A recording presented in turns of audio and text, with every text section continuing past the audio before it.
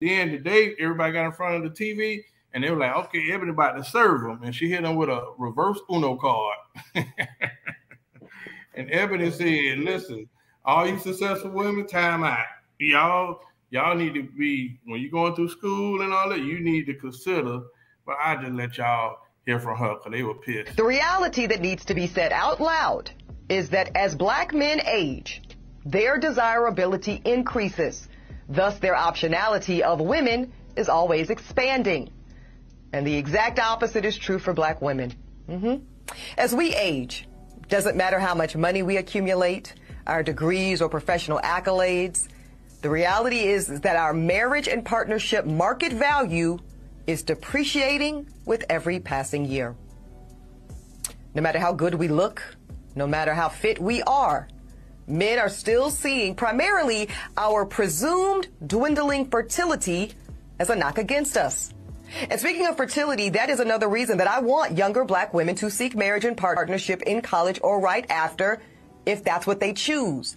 Because the number of college-educated black men is so low when compared to black college-educated women that we're all going to be targeting the same small pool of men.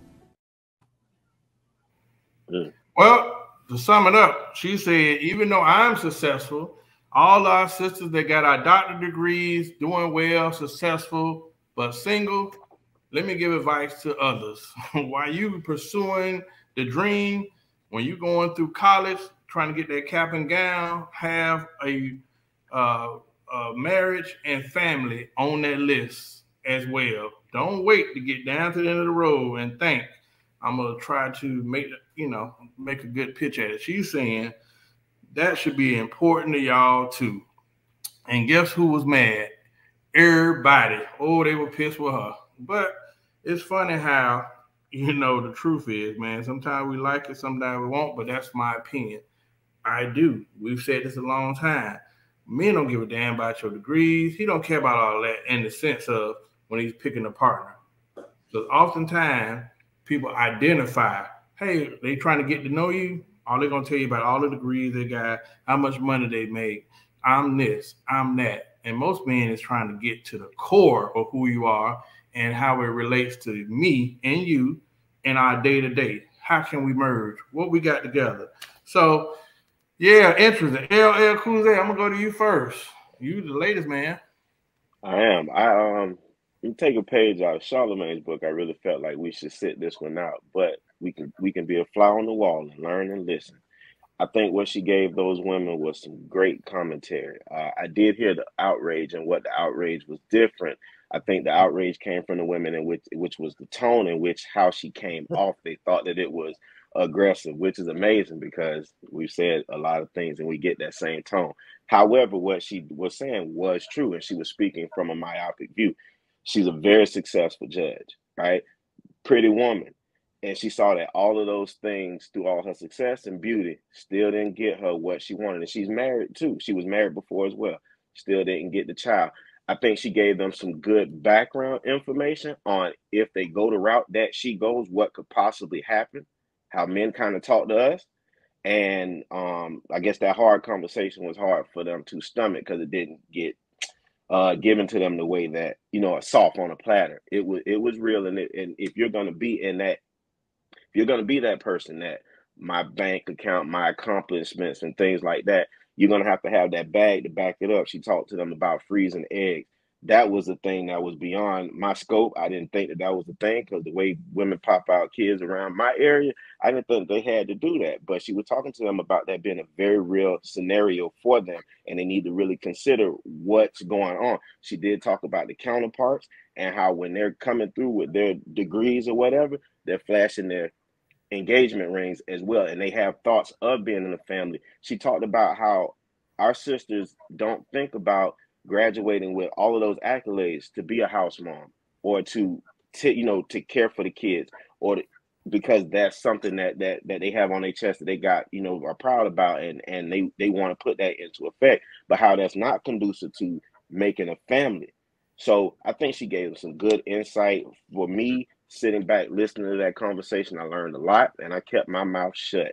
But for the women that it didn't agree with, she did say her disclaimer was she was speaking to a certain type of woman. And I think that if that conversation aggravated you, you probably should have exited the room because it wasn't for you. But that's what I got from the information. Nothing wrong with that. I love a woman that can see the wrong in her way and come back to the table and try to correct it. So that was that. Well, let me add some context. Do not forget that Ebony K. Williams was the same woman who was married to a white man who left her. Second, Ebony K. Williams is the woman right now who chose to get in, what's that? Fertilization thing. Yeah, with a white donor. So the baby's gonna be, and she don't even know who the daddy is. She just know he's white. So she's just ready for motherhood, so she don't care. You know what I'm saying? And like you said, those women that sign up for that, I think that as a woman that said what she wants, she's living that truth. So everything that comes along with it, she's willing to take it. And I'm not mad at her because she's not pointing the finger at us. She's pointing it at herself. So have at it. Whatever makes you happy.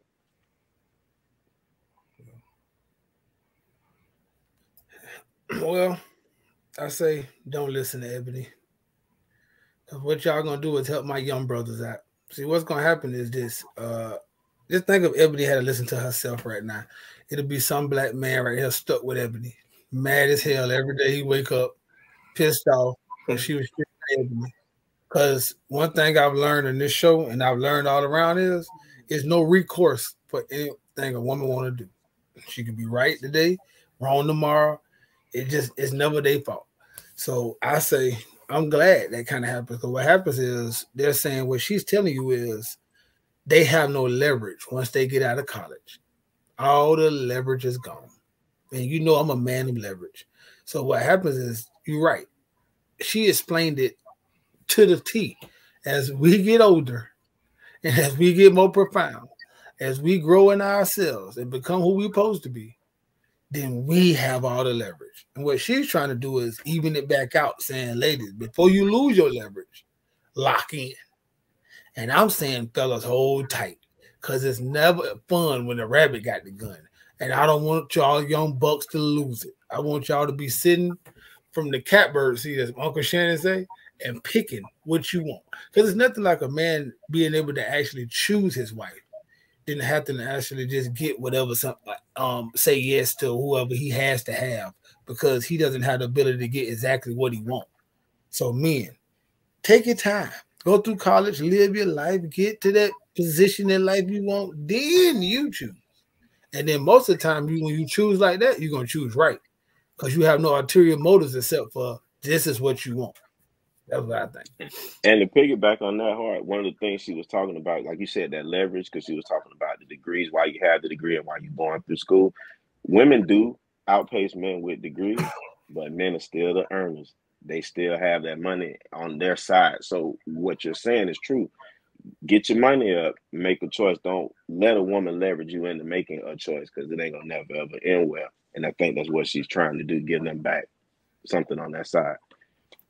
That is something. Serena Dad is still out here pumping Jordan juice, but hey, he definitely doing that. Listen, that wood is good until that tree falls. Chris Leo. I'd piggyback off something Harder said. I think that every man in the world would get married if he could pick his wife. That's just what I believe. I like to say kudos to Ebony K. Samuels. My bad. Ebony K. Williams. I'm sorry, I got it mixed up. But she preaches to the choir. This is something that we already know. Everybody knows this. And it's sad that the people that need to hear it won't get to hear it, because the people that don't want to hear it is speaking so loudly. It goes back to what I've been saying. It doesn't make a difference who said it or how you said it. Zay said something about the weight, the tone, and all this other bullshit. That lady said that calmly, fine, articulately. She didn't raise her voice.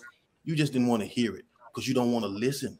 That's the problem. You don't want to listen. You can't be rude because you don't want to be rude. You don't want to submit. And that's fine. I say it like this. If you could do bad all by yourself, goddamn it, do bad then. If you don't want to go 50-50, pay 100% of the bills. That's fine with me. And if you don't need a man, I think that God, this is what I believe by God. God gives you what you need and not what you want. Your ass got to work for what you want. So if you want